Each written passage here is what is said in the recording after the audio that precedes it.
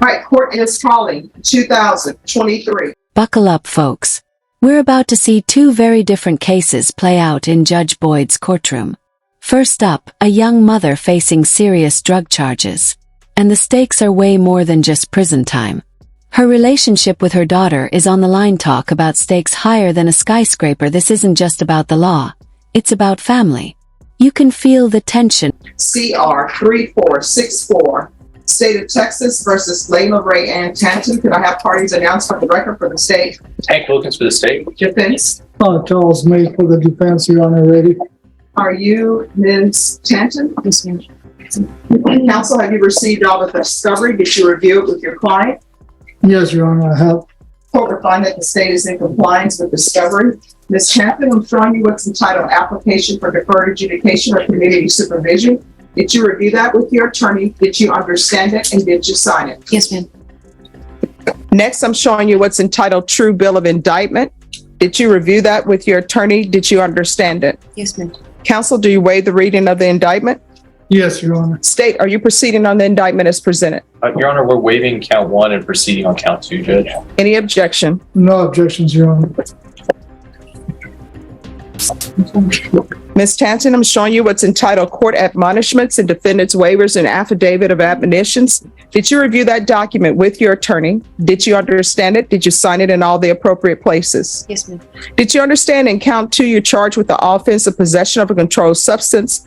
Penalty group 1, that's a second-degree felony. The range of punishment is anywhere from 2 to 20 years in prison and up to a $10,000 fine. Did you understand? Yes, ma'am. All right, after reviewing State's Exhibits 1 and attachments, the court will find there is sufficient evidence to find you guilty. Court will defer finding you guilty as you've applied for The second-degree felony. The range of punishment is anywhere from 2 to 20 years in prison and up to $10,000 fine. Did you understand 20 years for a second-degree felony? That's no slap on the wrist. We're talking serious consequences. If that doesn't make you rethink adjudication. Are you proceeding with sentencing? Yes, Your Honor. Anything you wish to say on behalf of your client? Your Honor, we would just ask that the court proceed with the deferred adjudication. My client is deeply remorseful of what she's done, her actions, Judge, and she would ask this court to follow the agreement that has been in place, Your Honor. All right, how old are you? I'm 21. 21? Yes, ma'am. Do you have any children? I have a daughter. How old? She'll be 4 November 6th. And where is she? She is with my mother in Houston. Is Child Protective Services involved? Oh, ma'am, I have full custody, no CPS cases. Well, did you give up your rights to your mom? No, I did temporary guardianship. My daughter has. I'm sorry, could you? I said I gave temporary guardianship. My daughter. All right, everyone, please whisper. My Yes. daughter has juvenile rheumatoid arthritis, so she gets the best medical care over in Houston. My mom works at the hospital, so. How far did you go in school? I went all the way into my junior year, and I did cosmetology school and completed all my hours. Okay. So when's the last time you had employment? I worked at Golden Chick. I would say it was March. It was March through April. And what does your mom do at the hospital? My mom is head coordinator of San Jack Methodist. And do you have any other siblings? Yes, I have a brother and a sister. All right. And what does your brother and sister do? My brother is a barber. He's in barber school. And my sister is going to be graduating high school in about a year and a half. Okay. And who is this Michael Martin to you? It's my ex-fiance. What is that, ex-fiance since this happened? Before you were arrested, how often were you doing meth? I wasn't one. Okay, I find that hard to believe. I don't think you're just doing marijuana. I think there's more to it. And let me just tell you why I say that. I say that because I've read the police report. So I think it's more than marijuana. And I'm going to tell you something right now. One, if you tell me you don't have a meth problem, you know what I'm going to do? I'm going to send you out into the world. I'm going to make a notation that you said you didn't have a meth problem. And you know what's going to end up happening? If you go out into that world and you're going to be... Judge Boyd isn't buying the just marijuana story. She's calling out the police report and pushing for honesty right here, right now. And here's the kicker. This isn't just about drugs. The fiancé's criminal past and her parenting choices are suddenly front and center. Oof, Judge Boyd doesn't mince words. When she calls out a story, you better believe it's for a reason. And can we talk about the fiancé? drug tested, and when you're drug tested, you test positive for meth, I'm not going to want to hear that, oh, I have a meth problem, because I'm asking you right now to be honest with me so I can set conditions so that perhaps you can get your life together. Perhaps you can be in your daughter's life, because right now, the only thing you're doing is hanging around with a fiance who has parole violations. Did you know he had a criminal past?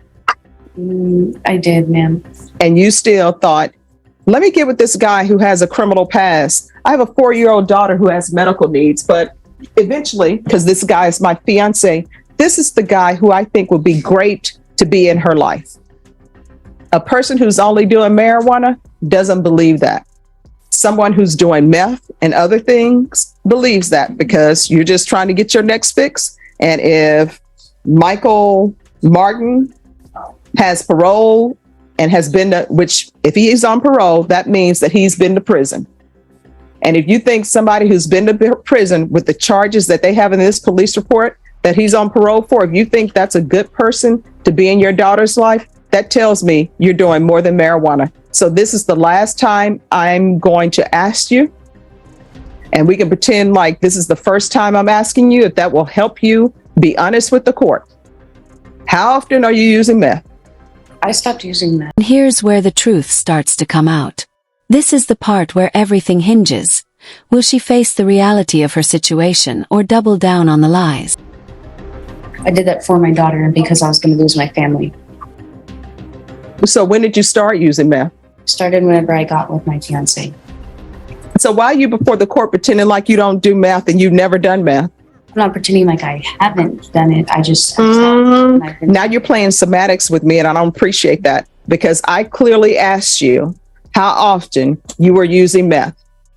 I know you're not using meth today because you're in court, and the deputies would not have brought you over with the items to do meth in the box. I asked you how often were you using meth, and you said, I don't use meth.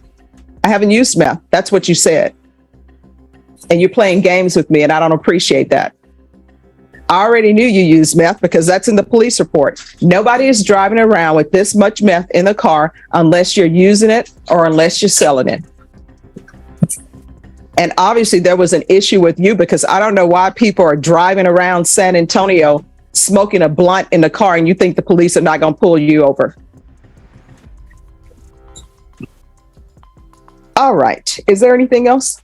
Nothing. This is 6 years deferred adjudication. Translation, she avoids prison for now.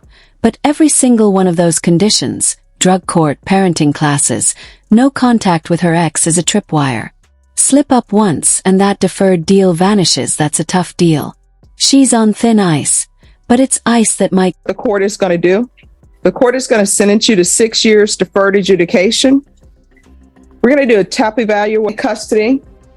Follow all recommendations of TAP. If they recommend inpatient treatment, she's going to inpatient treatment. Is felony drug court full? Your Honor, they are classified situations. They will be accepting clients, however, they don't have funding yet, so the clients will be limited. All right, we'll do a referral to felony drug court. If felony drug court accepts her, she can go there.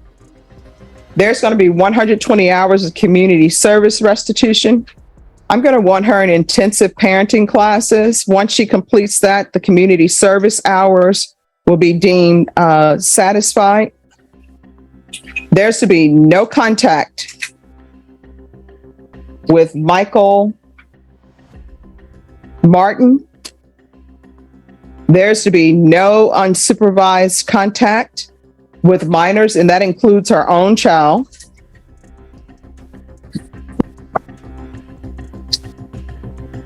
There's to be regular reporting by Zoom or in person. Regular UAs. No, I'm sorry, not regular UAs.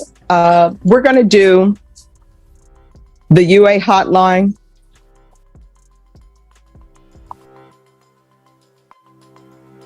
When you're released, where are you going to be staying? Who are you going to be staying with? Do you have a place to stay? I have my own house here. All right. There's going to be field visits one time per month until further notice. Proof of employment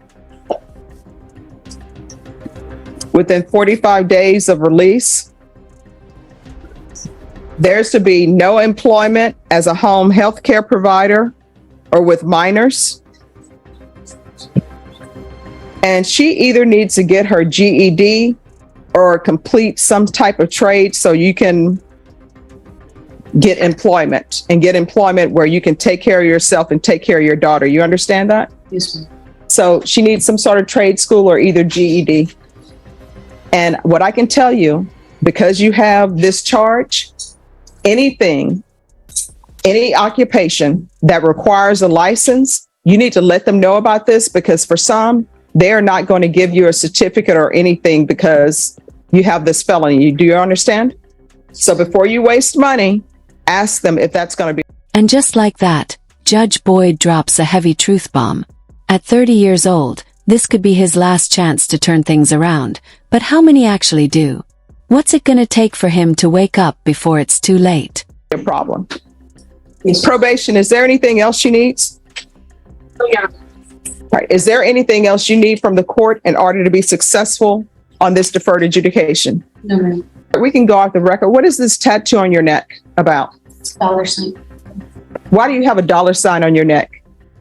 I do my own tattoos. Just practice. But no, why would you put a $? It has to mean something. Everybody likes money. All right. And Vashawn, I forgot on her. We're going to need a MIC evaluation and also also a gang evaluation. What is up with the weapon on your tattooed on your arm? Did it myself. And the snake? I didn't do this thing. All right. What is that about? My cousin passed away in a car accident that we were both in, and her last name was Rose, so I guess Rose. All right. And what is the other name underneath your arm? My daughter. Okay. All right. Yes. Judge, she did have a UCW handgun from the same incident date in County Court 9. She got a JSAT on that, but I can email those prosecutors to Destroy the weapon. Yes. All right. Now, let me just tell you, your 4-year-old daughter, she can't go out into the world and make her own choices, right? That's why she's living with your mom. She doesn't have employment. She can't take care of herself. And usually children don't make great decisions, especially at that age, because they want what they want. If you give them candy, guess what? They want candy all the time, right? So your 4-year-old is depending on you to make good decisions, your mom to make good decisions, and you're not. I don't know what you were thinking that you would think it would be okay to bring a fiance in your daughter's life who's been to prison, obviously is not rehabilitated because you all are driving around smoking blunts in a car and he has a parole warrant. You need to either make a decision that you're going to be a good influence and a good parent to your 4-year-old, or either 100% get out of her life. Do you understand? Yes. Yes. Governor, I just want to confirm if she resides here in Bear County or. Oh, she's going to be here in Bear County. She will not be in Houston. Okay. All right. Thank you.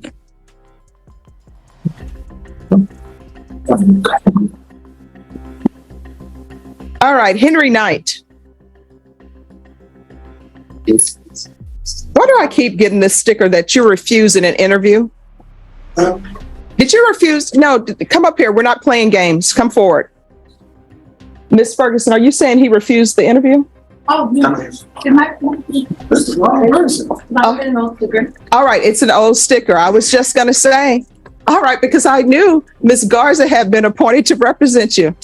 See, communication is key. They put this sticker on here. Defendant refused interview. I'm like, that could have turned ugly real quick. it could have, but I always communicate, so I want to know what's going on.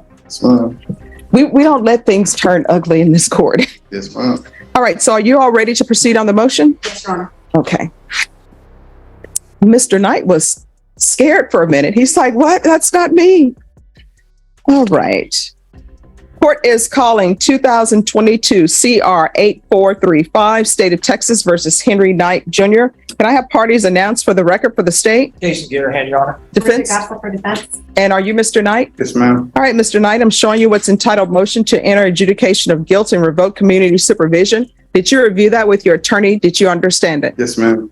Are you the same Henry Knight Jr. who was placed on deferred adjudication in 2022 CR 8435 for the offense of aggravated assault with a deadly weapon on February 21st, 2023 for a period of 8 years? Is that you? Yes, ma'am. All right, state. Yes, Your Honor. Violated condition number 6, on or about the 4th day of May, 2023 in Bexar County, Texas. The defendant, Henry Knight Jr., departed Bexar County without the written permission of the court and or the supervision officer, and violated condition number 6. How do you plead to that? True or not true? True. Your Honor, we'll waive the remaining violated condition. Any objection? No objections. Did you understand by pleading true to violation of condition number 6, the court could find it true, grant the motion, find you guilty, sentence you up to 20 years in prison and up to $10,000 fine? Yes, ma'am. Knowing that, do you still wish to plead true to violation of condition number 6? Yes, ma'am. Court will find violation of condition number 6 true. Is there a proposed agreement? There it is, Your Honor. What are you requesting? Adjudicate guilt, revoke the defendant off his probation, and sentence him to 2 years at the Texas Department of Corrections. All right, counsel, is that the agreement? It is, Your Honor. Mr. Knight, are you asking the court to follow that agreement? Yes, ma'am. Are you waiving your right to appeal? Yes, ma'am. All right, just give me one moment. Then the court will follow your agreement, find you guilty, sentence you to 2 years in the prison, give you credit for any time served. You can go off the record. How old are you, Mr. Knight? I just turned 30. All right, so you just turned 30 years old. You're going to prison for 2 years. Think about your life and think about where you want to be. If you continue on this path, you're going to wake up and you're going to find that you spent a majority of your life either in somebody's jail or at somebody's prison. I don't think anybody wakes up when they're in elementary school and say, you know, when I grow up, I want to spend the rest of my life in prison, or I want to go to prison, or I want to go to somebody's jail. So you need to find that little boy who wanted to do something with his life, and you need to start doing that. Do you understand? Yes, ma'am. All right, good luck to you.